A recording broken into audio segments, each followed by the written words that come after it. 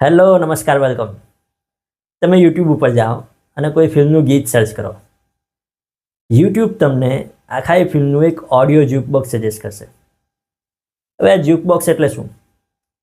વર્ષ 1889માં Louis glass તથા William Arnold નામના વ્યક્તિઓએ સાન ફ્રાન્સિસ્કોના પેલેસ રોયલ સલૂન નામની જગ્યા પર વિશ્વનું સર્વપ્રથમ સિક્કાથી ચાલતું મ્યુઝિક મશીન મૂક્યું હતું. આ music machine nickel in the slot player તરીકે ઓળખવામાં આવતું હતું. આ મશીનમાં સ્પીકર્સ નહોતા, તેથી લોકોએ સ્ટેથોસ્કોપની નળીઓની જેમ કાનમાં લગાવીને ગીતો સાંભળવા પડતા હતા.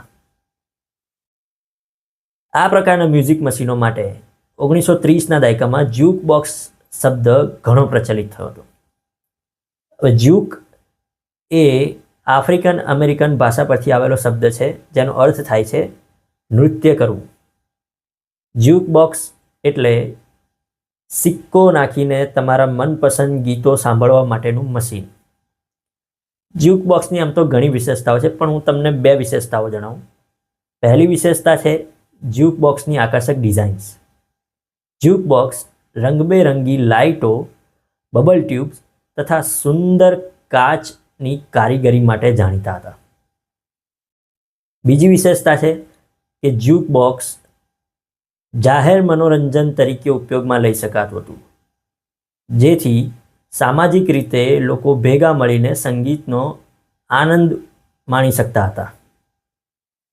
વર્ષ 1940થી લઈને 1950ના દાયકામાં જ્યુક બોક્સ ઘણું પ્રચલિત થયું હતું અને તેથી તેને જ્યુક બોક્સનું સુવર્ણ યુગ તરીકે ઓળખવામાં આવે છે.